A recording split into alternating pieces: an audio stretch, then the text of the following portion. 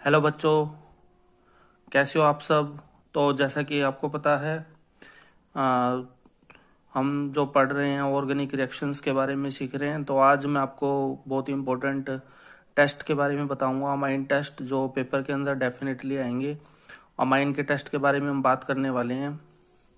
और आज ये जो आपको पेज दिख रहा है ना, ये पेज बहुत इंपॉर्टेंट है क्योंकि इस पेज से क्वेश्चन आना ही है डेफिनेटली। तो अमाइन चैप्टर के कुछ टेस्ट हैं जो आपको मैं बताने वाला हूँ।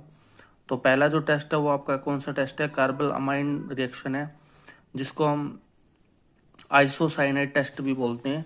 जैसा कि आपको दिख भी रहा होगा, ये लिखा हुआ है आइसोसाइनेट टेस्ट, बहुत ही इंपॉर्टेंट टेस्ट है। तो इस टेस्ट के अंदर बेसिकली क्या होता है, जब आप कोई भी एरोमेटिक या एलिफेटिक अमाइन लेते हो और उसकी रिएक्शन जब आप क्लोरोफॉर्म और बेस की प्रेजेंस में कराते हो in the presence of ethanolic potassium potassium hydroxide, मतलब इथेनॉल के अंदर पोटेशियम हाइड्रोक्साइड लेते हो, ठीक है। तो जैसे इसकी रिएक्शन होती है, इसको हीट किया जाता है तो हमें क्या मिलता है, आइसोसाइनाइड मिलता है, ठीक है ना। तो इसको हम आइसोसाइनाइड टेस्ट भी बोलते हैं। और ये बेसिकली टेस्ट किसके अंदर होता है, ये एलिफेटिक और एरोमेटिक अमाइंस के ही दोनों ही ये टेस्ट देते हैं, ठीक है।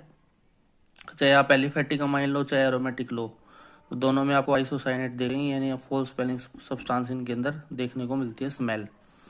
दूसरा जो टेस्ट है ना वो आपका नाइट्रस टेस्ट है, बहुत ज़्यादा इंपॉर्टेंट है। आपको हेलोकेन्स वाले चैप्टर में भी देखने को मिलेगी ये रिएक्शन, नाइट्रस टेस्ट की रिएक्शन, तो बहुत इंपॉर्टेंट है।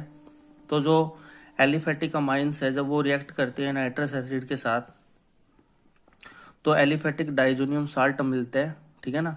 और जब इसकी रिएक्शन पानी के साथ कराते हैं हम, तो हमें क्या मिलता है, अल्कोहल, क्योंकि बहुत ज़्यादा अनस्टेबल होता है डाइजोनियम साल्ट, ये एलिफेटिक जो होता है, तो फर्दर ये रिएक्ट कर जाता है, ठीक है।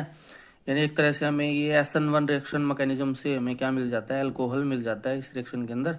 तो एलिफेटिक और एरोमेटिक अमाइंस को अगर डिस्टिंग्विश करना है तो इस टेस्ट का हम यूज कर सकते हैं, क्योंकि एरोमेटिक अमाइंस में क्या बनता है, ओनली डाइजोनियम साल्ट बन के रह जाता है, ठीक है। अल्कोहल फर्दर रिएक्ट नहीं करता, ये बहुत स्टेबल कंपाउंड होता है। तो एरोमेटिक और एलिफेटिक्स में डिस्टिंग्विश करने के लिए टेस्ट यूज कर सकते हैं, नाइट्रस टेस्ट, ठीक है। तीसरा टेस्ट है हमारा हिंसबर्ग रिएजेंट टेस्ट, ठीक है। और ये जो टेस्ट होता है ये किसके लिए होता है, प्राइमरी, सेकेंडरी और टर्सरी अमाइन के लिए होता है। तो ये जो सल्फ बेंजीन सल्फोनिल क्लोराइड्स होता है, इसकी रिएक्शन जब हम प्राइमरी अमाइन के साथ कराते हैं तो ये जो सब्सटेंस बनता है ये सोल्यूबल होता है अल्कली में, सेकेंडरी भी होता है, बट टर्सरी ये टेस्ट नहीं देता। तो ये तीनों के तीनों टेस्ट पेपर में डेफिनेटली आएंगे, तो इनको पढ़ो बहुत अच्छे से। Thank you.